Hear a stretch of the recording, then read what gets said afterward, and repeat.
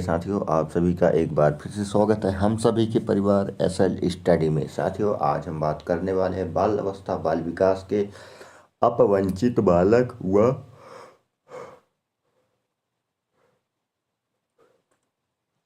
विभिन्न पृष्ठभूमियों से अपवंचित बालक एवं उनके अधिगम में योगदान। ठीक है प्यारे साथियों, आज हम इस टॉपिक पे बात करने वाले हैं। एक बार और टॉपिक को हम देख लेते हैं। आज के जो हमारा टॉपिक है वह है अलाभान्वित एवं वंचित वर्गों सहित विविध पृष्ठभूमियों के अधिगमकर्ताओं की पहचान करना व उनके अधिगम की कठिनाइयों को साफ दूर करना। ठीक है, आज के इस टॉपिक में हम बात करने वाले हैं। तो प्यारे साथियों, अगर हम यहाँ पे देखें कि वो अपवंचित का मतलब होता है वंचित, सारी सुविधाओं से वंचित बालक, यानी ऐसे बालक जो सामान्य बालकों से बुद्धि में भी कम होते हैं। जैसे कुछ बालक ऐसे होते हैं जो सुविधाओं के क्षेत्र में सामान्य बालक से कम होते हैं, है ना। जो ऐसे बालक जिनको जो सामान्य बालक होते, सामान्य बालक में को जो है जो सारी जो मूलभूत सुविधाएं होती है, शैक्षणिक सुविधाएं होती हैं वो मिलती हैं, लेकिन जो अपवंचित बालक होते, जो वंचित बालक होते हैं, उनको ये सारी सुविधाएं नहीं मिल पाती। ठीक है, जैसे आर्थिक हो गया, सामाजिक सांस्कृतिक से वंचित रह जाते हैं। तो ये बालक ऐसे होते हैं जो आर्थिक रूप से कमज़ोर होते हैं, सामाजिक रूप से कमज़ोर होते हैं, सांस्कृतिक रूप से कमज़ोर होते हैं। तो ऐसे बालकों को हम वंचित बालक कहते हैं। ठीक है, इन सुविधाओं के अभाव में उनका जो विकास है वह सामान्य बालकों के समान नहीं हो पाता, क्योंकि जब ऐसे बालकों को जब ये सारी सुविधाएं नहीं मिलेगी तो वह क्या होगा, उन जो एक विकास का जो स्तर है, सामान्य विकास के अभाव में जो है सामान्य बालक के तुलना में उनका विकास नहीं हो पाता। ठीक है, और विकास में गतिरोध आ जाता है, और वो जो विकास में जो गतिरोध है, गति में अवरोध है, वो आ जाता है वो सामान्य बालक की अपेक्षा में। तो यहाँ पे अगर हम सीधे स्पष्ट शब्दों में बात करें कि वंचित बालक एक ऐसे बालक समूह को कहा जाता है जो सामान्य बालक की अपेक्षा कम आर्थिक मजबूती, सांस्कृतिक मजबूती, सामाजिक मजबूती कम होती है। ठीक है, और जो एक सामान्य बालक होता है, सामान्य बालक को जो है तो विभिन्न प्रकार की जो सारी सुविधाएं हैं वह मिलती रहती हैं। ठीक है, चलिए आगे देखते हैं।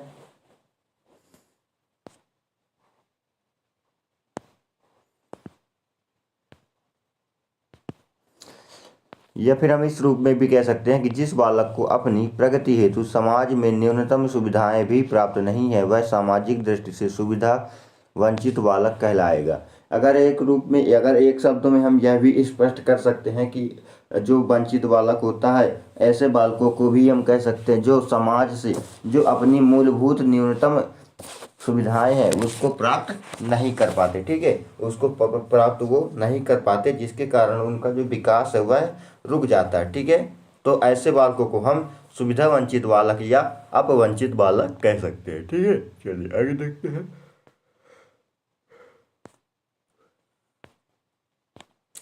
अगर हम इसके परिभाषा की बात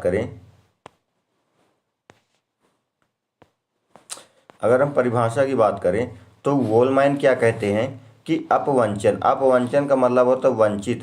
अपवंचन निम्न स्तरीय जीवन दशा या अलगाव को घोषित करता है।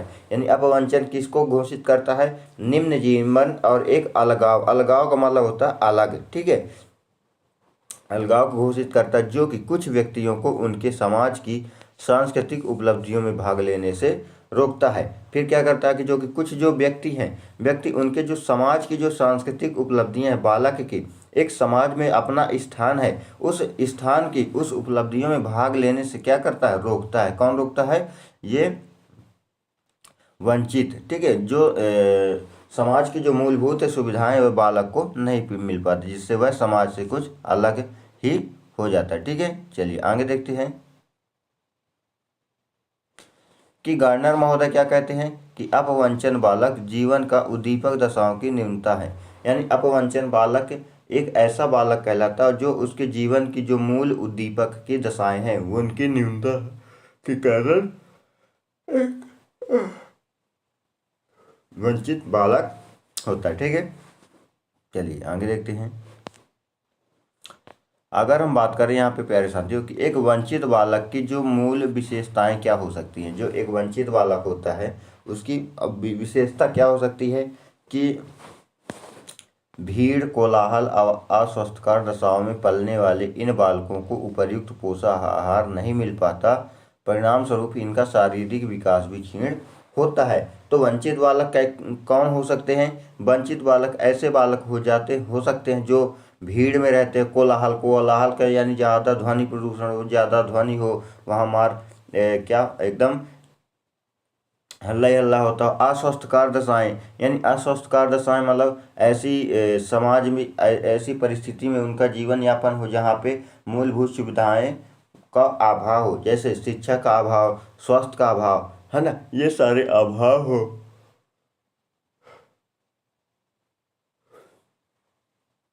बालकों को उपयुक्त पोषण आहार भी ना मिले, जिसके कारण बालकों को क्या जो मुख्य पोषक तत्व है, पोषक आहार है, वह नहीं मिल पाता। इसके परिणाम स्वरूप यह ऐसा परिणाम आता है कि उनका जो शारीरिक विकास होता है, मानसिक विकास होता है ना, सामाजिक विकास होता है, वह पूर्ण रूप में नहीं हो पाता। इस कारण ऐसे बालकों को जो है तो शिक्षा से वंचित रह जाते। ठीक है। आय में वृद्धि के साथ साथ जीवन के हर क्षेत्र में असंतुष्टि होने से वंचित बालकों की जो अभिवृद्धि क्रमशः अधिक ऋणात्मक होती है। आयु में वृद्धि के साथ साथ जीवन के हर क्षेत्र में असंतुष्ट होने, यानी जैसे जैसे बालक की जो उम्र बढ़ती जाती है, उम्र बढ़ने के साथ साथ वह हर क्षेत्र में वह क्या होता है, हाँ, असंतुष्ट होता है, यानी हर क्षेत्र में उसे संतुष्टि प्राप्त नहीं होती, जिसके कारण बालकों की जो अभिवृद्धि यानी उसकी जो चिंतन क्षमता है क्रमशः अधिक ऋणात्मक होती है। जो उनकी जो मानसिक चिंतन है, चिंतन शक्ति है, वह क्या हो जाती है, वह ऋणात्मक हो जाती है। उसमें धनात्मक होना चाहिए लेकिन वह ऋणात्मक हो जाती है। यह एक वांछित बालक की जो है पहचान है। ठीक है, चलिए आगे देखते हैं कि जीवन के विभिन्न क्षेत्रों में इनकी उपलब्धि एवं समायोजन का स्तर निम्न होता है। जीवन के विभिन्न क्षेत्र यानी सामाजिक क्षेत्र, है ना, शैक्षिक क्षेत्र, सांस्कृतिक क्षेत्र, जो जीवन के जो विभिन्न पहलू हैं उनमें क्या होता है, इन जो ऐसे बालक होते हैं जो वंचित बालक होते हैं, इनका जो जीवन की उपलब्धि है ना, और उनका जो समायोजन है वह क्या रहता है, वह निम्न स्तर का रहता है। ठीक है, चलिए आगे देखते हैं।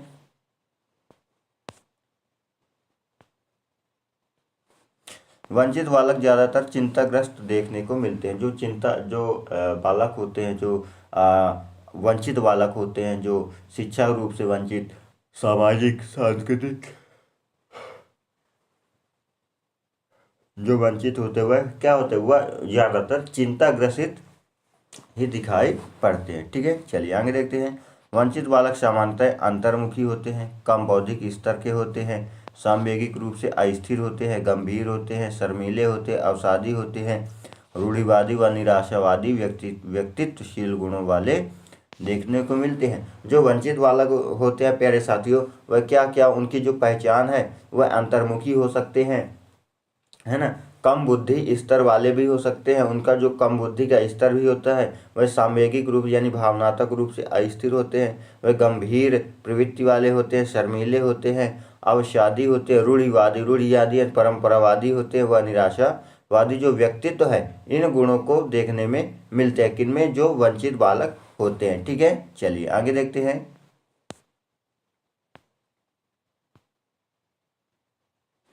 अपवंचित बालकों को हम निम्न प्रकार से परिभाषित कर सकते हैं, उनको जो है तो प्रचलित कर सकते हैं। ठीक है, जैसे सामाजिक रूप से वंचित बालक वे होते हैं जो गरीबी, अशिक्षा, परिवार की खराब स्थिति के कारण वंचित रह जाते हैं। यानी सामाजिक रूप से वंचित बालक हम ऐसे बालकों को कह सकते हैं जो सामाजिक रूप से जो गरीबी है ना, अशिक्षा है, परिवार की खराब स्थिति है, क्योंकि ऐसे बालकों को जो है तो मूलभूत सुविधा, शिक्षा, दीक्षा, स्वास्थ्य सुविधा, है ना, पोषण आहार, ये सारी जो मूलभूत सुविधाएं हैं इन बालकों को नहीं मिल पाती, जिसके कारण क्या होता है, यह अपने विकास के उस गति से भटक जाते हैं जो इनके जीवन का मुख्य लक्ष्य है। ठीक है, चलिए आगे देखते हैं कि सामाजिक रूप से निम्न यानी जाति वर्ग या धर्म के आधार पर। यानी ऐसे बालकों को हम वंचित बालक की श्रेणी में रख सकते हैं जो सामाजिक रूप से निम्न स्तर पर रखते हैं, जिन्हें समाज के द्वारा एक निम्न स्तर प्रदान किया गया है, चाहे वह धर्म हो, वर्ग हो या जाति के आधार पर। सांस्कृतिक स्तर से निम्न, यानी ऐसे बालक जो सांस्कृतिक रूप से निम्न है,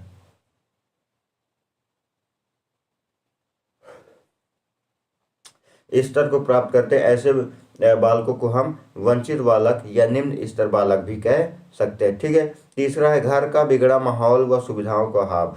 यानी ऐसे बालकों को भी वंचित बालक की श्रेणी में रखा जाएगा जिनके घर का जो माहौल है वह पूर्ण रूप से बिगड़ा है, ना वहाँ भोजन की व्यवस्था, न ही शिक्षा दीक्षा की, न ही स्वास्थ्य सुविधाएं। ऐसे बालकों को हम निम्न बालक की श्रेणी में रख सकते हैं। ठीक है। सुविधाओं का अभाव, यानी जिस परिवार में सुविधाओं का अभाव है, मूलभूत सुविधाएं नहीं है, शासन की मूलभूत सुविधाएं नहीं पहुंच पाए, ऐसे बालकों को भी हम कौन सी श्रेणी में रखते हैं? वंचित बालक की श्रेणी में रखते हैं। ठीक है।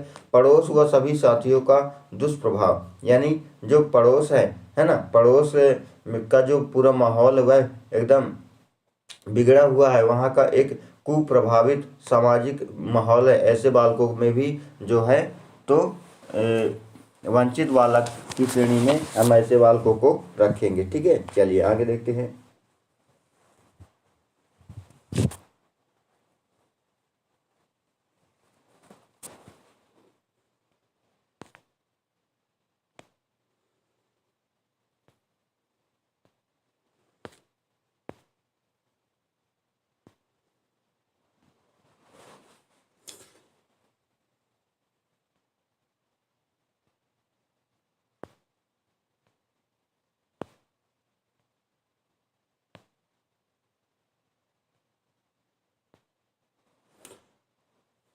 फिर असुरक्षा की भावना से पीड़ित तथा विद्यालय में समायोजन नहीं हो पाते, यानी ऐसे बालक भी अपवंचित बालक की श्रेणी में आएंगे जो जिनमें सुरक्षा की भावना, यानी वह डरे डरे से रहते हैं, उनमें सुरक्षा का अभाव होता है, सुरक्षा की भावना होती है ना। पीड़ित तथा विद्यालय में समायोजित नहीं होते, तो ऐसे बालक क्या होते हैं? जो पीड़ित होते हैं, उन्हें विद्यालय का जो वातावरण है, विद्यालय के वातावरण में वे समायोजन नहीं कर पाते। ठीक है। छठवां नंबर है कि विद्यालय सामग्री व पुस्तकों के अभाव में नहीं पढ़ पाते, यानी वह क्या करते हैं? विद्यालय में जो मूल सामग्रियां जैसे पुस्तक और जो मूलभूत जो सुविधाएं हैं उनके अभाव के कारण, उनकी कमी के कारण वह क्या जो पढ़ाई में असफल होते हैं। ठीक है। तो ऐसे बालक के कौन सी श्रेणी में आ जाएंगे? वह वंचित बालक की श्रेणी में आ जाते हैं। ठीक है। सुविधाओं के बाद खराब आदतों के कारण पढ़ने से वंचित, यानी कुछ बालकों की जो आदतें हैं बहुत ही खराब होती है ना, चोरी चकारी, झूठ, लड़ाई झगड़ा, ये सारे जो सामाजिक बुराई है इसमें वह लीन रहते हैं, जिसके कारण वह पढ़ाई में भी रुचि नहीं रख पाते। ठीक है। जिसके कारण वह वंचित होते हैं। स्मृति व रुचि के प्रभाव के कारण न पढ़ पाना, यानी कुछ बालक ऐसे होते हैं जो जिनकी जो याद करने की क्षमता वह कम होती है ना, उनकी पढ़ाई में भी रुचि नहीं होती, तो ऐसे बालकों को हम वंचित बालक की श्रेणी में रखते हैं। ठीक है। आई होप साथियों आपको क्लियर हो गया होगा। चलिए आगे देखते हैं।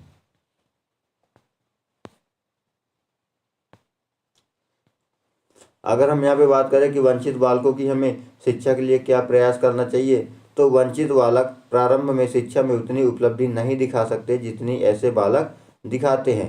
ठीक है। जो वंचित समुदाय से नहीं आते, तो जो प्रारंभिक में अगर बात करें हम, तो जो वंचित बालक होते हैं वह प्रारंभ के में शिक्षा में इतनी अच्छी उपलब्धि नहीं दिखा पाते जितना एक सामान्य बालक दिखाता है। ठीक है। क्योंकि उसे जो क्योंकि वह क्या उस समुदाय से आता है जहाँ पे जो मूलभूत सुविधाएं उनकी अभाव है, लेकिन जो सामान्य बालक होता है वह ऐसे समुदाय से आता है जहाँ पे जो उसकी जो मूलभूत सुविधाएं वह पूरी होती है, सामाजिक रूप से, आर्थिक रूप से, है ना, सांस्कृतिक रूप से। लेकिन वंचित बालक को ये जो सारी मूलभूत सुविधाएं वह नहीं मिल पाती। ठीक है। ऐसे बालक के लिए आवश्यक है कि हमें शिक्षा की अच्छी व्यवस्था करनी चाहिए। इसके लिए हम निम्न कदम उठा सकते हैं। कौन कौन से कदम उठा सकते हैं? पहला क्या है कि सामाजिक रूप से वंचित बालक को ऐसे विद्यालय में प्रवेश दिया जाए जहां विभिन्न प्रकार की सुविधाएं उपलब्ध हो। ठीक है। और जो उनके शारीरिक, मानसिक, संवेगात्मक व सामाजिक विकास के लिए उपयुक्त हो। तो सबसे पहले हम क्या कर सकते हैं कि हमें उसका ऐसे विद्यालय में दाखिला करवाना चाहिए, है ना, ऐसे विद्यालय में पढ़ाना चाहिए, या फिर उन विद्यालयों को भी और अधिक विकसित करना चाहिए जहाँ पे मूलभूत सुविधाओं की कमी है ना, जहाँ बच्चा पढ़ के अपना सामाजिक रूप, सांस्कृतिक रूप, आर्थिक रूप और मानसिक रूप से वह क्या हो सके, अधिक से अधिक मजबूत हो सके। इस ऐसे बालकों के लिए हमें विभिन्न प्रकार के प्रयास भी करने चाहिए। ठीक है, चलिए। फिर दूसरा है सृजनशीलता को प्रोत्साहन करना, यानी बच्चे में एक सृजनशीलता की भावना का विकास करना चाहिए, जिससे वह क्या कर सके, अपना अधिक से अधिक विकास कर सके। ठीक है। शिक्षण संस्था का वातावरण प्रेरणादायक होना चाहिए, यानी जो शिक्षण संस्था यानी विद्यालय है, वहाँ का जो वातावरण है, वहाँ का जो इन्वायरमेंट है, वह अधिक से अधिक बच्चों को कैसा होना चाहिए, मोटिवेटेड होना चाहिए, यानी वहाँ का प्रेरणादायक वातावरण ही होना चाहिए। इससे क्या होगा, इससे जो जो बालक है, वंचित बालक है, जो कम पढ़े मतलब कम बुद्धि वाले बालक हैं, ऐसे बालकों को पढ़ने में भी रुचि आएगी, जिससे वह अपना विकास कर सकेंगे। ठीक है, चलिए आगे देखते हैं।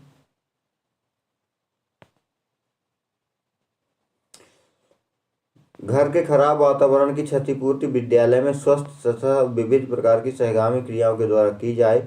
ऐसी पठन सामग्री उपलब्ध कराई जाए जो एकता और समन्वय की भावना को जागृत करती है। क्योंकि जो बालक वंचित रूप में रहते हैं, उसके ज़्यादातर प्रभाव घर के खराब वातावरण के कारण होते हैं। ठीक है, तो हमें ऐसा प्रयास करना चाहिए, विद्यालय का ऐसा वातावरण होना चाहिए जहाँ पर विभिन्न प्रकार की जो सहगामी क्रियाएं, सहगामी यानी अंतर्गामी क्रियाएं, जिसके द्वारा बच्चे का क्या ऐसी पठन सामग्रियां भी उपलब्ध कराई जाएं जो एकता व समन्वय की भावना को जागृत करे। क्योंकि बच्चे क्या होते हैं, विद्या घर के वातावरण के कारण उनका जो पढ़ने में मन लगता है वो नहीं लगता, रुचि का अभाव होता है, सामाजिक रूप से, मानसिक रूप से वे कमजोर होते हैं। तो इसके लिए क्या आवश्यक है कि हमें विद्यालय में एक ऐसा स्वस्थ वातावरण का निर्माण करना चाहिए जहाँ पे जो बालक की मूलभूत सुविधाएं हैं उनका भी उपलब्धता हो, जिसके कारण बच्चे क्या करें, पढ़ाई लिखाई में अपना बढ़िया ध्यान लगाएं और बढ़िया आगे बढ़े। ठीक है, जो जिससे क्या होगा कि बच्चों में एक एकता और समन्वय की भावना का भी जागृत होगा। ठीक है, पांचवा है कक्षा शिक्षण में शिक्षक उनकी विशेष तरफ ध्यान दें। ठीक है, जो कक्षा शिक्षक है, कक्षा शिक्षक में जो टीचर है, वह उन बालकों के ऊपर विशेष ध्यान दे जो वंचित रूप से कमजोर है। ठीक है, और सावधान रहें कि उन अनुभव को ध्यान में रखकर ही वह अपने विषय की व्याख्या करे, और जो शिक्षक है उन सारे बातों को ध्यान में रखे जो एक वंचित बालक के विकास के लिए बहुत ही महत्वपूर्ण है। यानी ऐसी भावनाओं को भी वह अब शिक्षक अपने मन में रखे कि हमें जो है तो उसकी आवश्यकता के अनुसार, उसकी उपयोगिता के अनुसार हमें जो है तो अपने विषय की व्याख्या करनी है। ठीक है, चलिए आगे देखते हैं।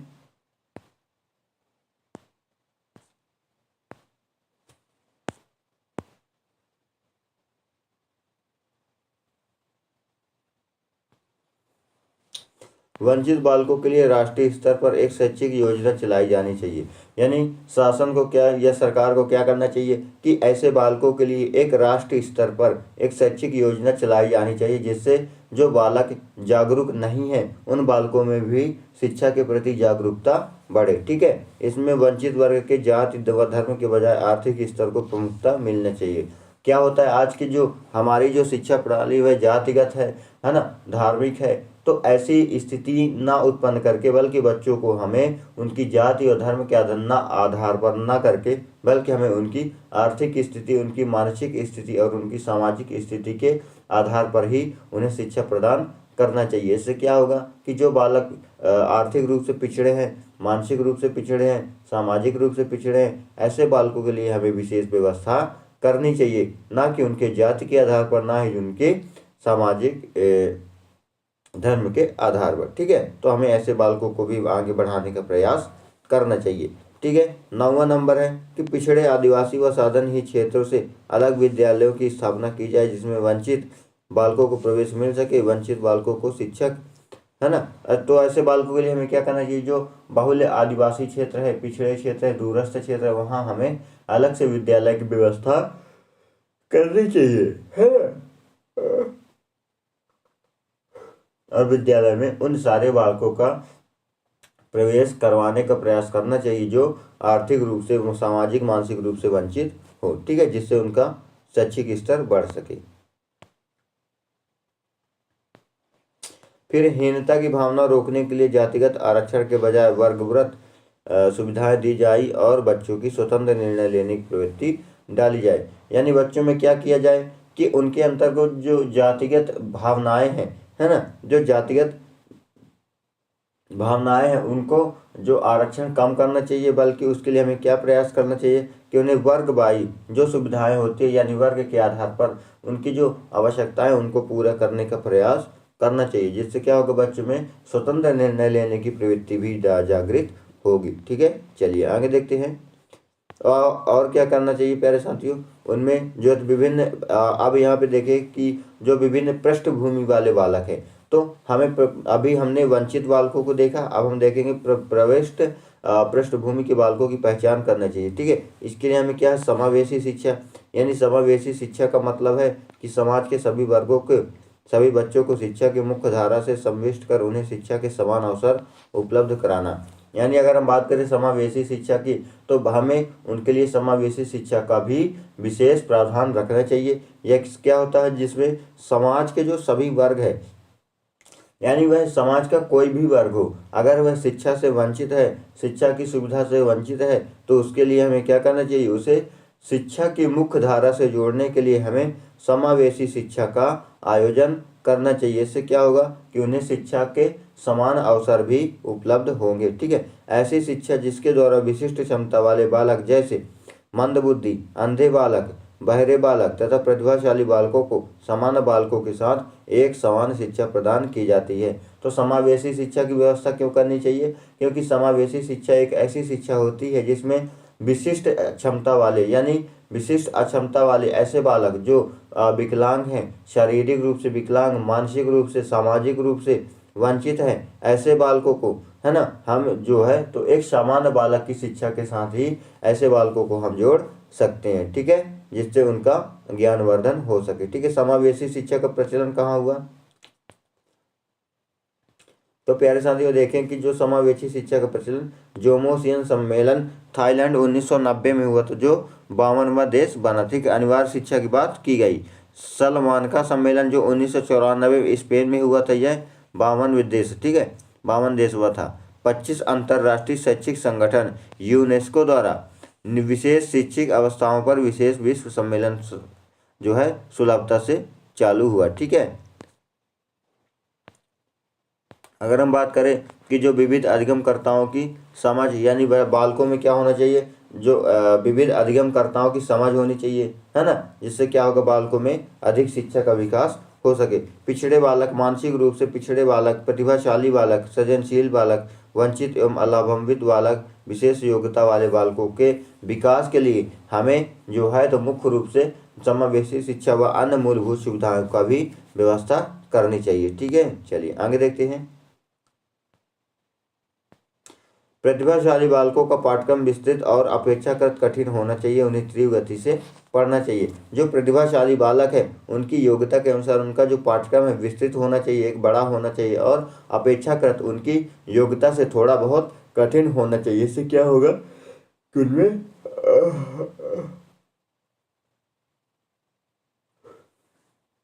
ज्ञान का वर्धन होगा। लेकिन जो मानसिक रूप से पिछड़े बालक हैं उनके लिए उनका जो पाठ्यक्रम सरल होना चाहिए, संक्षिप्त होना चाहिए और क्रियात्मक पाठ्यक्रम होना चाहिए। इससे क्या होगा, बालक बढ़िया आसानी से व धीमी गति से सीखते हैं और सीखते सीखते एक दिन जो है तो वह प्रतिभाशाली बालक हो जाता है। ठीक है, फिर क्या होना चाहिए कि शिक्षा के विविध अधिगमकर्ताओं की समझ का स्तर ज्ञात कर उसके स्तर अनुसार शिक्षण अधिगम की व्यवस्था करनी चाहिए। यानी शिक्षण के जो विभिन्न अधिगम के स्तर हैं उनको भी समझने का प्रयास करना चाहिए और उनके जो ज्ञान के अनुसार उनके अधिगम की व्यवस्था करनी चाहिए। ठीक है, विविध अधिगमकर्ताओं की व्यक्तिगत विभिन्नता का मापन, यानी जो विभिन्न अधिगमकर्ता हैं, जो बालक हैं, उनके जो है तो अधिगम का मापन करना चाहिए कि उसके अधिगम का स्तर कहाँ तक पहुँचा। ठीक है, परीक्षण के आधार पर हमें जो है तो उसका परीक्षण के आधार पर ही मापन करना चाहिए। ठीक है, जिसके द्वारा उसके जो कमियां हैं उनको हम उजागर कर सकें।